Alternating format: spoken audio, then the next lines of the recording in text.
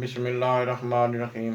हज़रत अब्दुल्लाह इब्न अब्बास रज़ी अल्लाह ताला अन्हुमा आप इरशाद फरमाते हैं कि नबी पाक सल्लल्लाहु अलैहि वसल्लम ने इरशाद फरमाया, जब बंदा सच्ची तौबा कर लेता है और अल्लाह ताला की तरफ रुजू करता है तो उसके वो गुनाह जो अल्लाह ताला के मुहफ़्फ़िज़ फरिश्तों ने तारीर किए होते हैं, अल्लाह तबारक व तआला उन फरिश्तों को बुला देता है और उसके वो गुनाह जो उसके आज़ार से सरज़द हुए होते हैं, यानी हाथों से, पाँव से और आँखों से, तो अल्लाह तबारक व तआला उन्हें भुला देता है।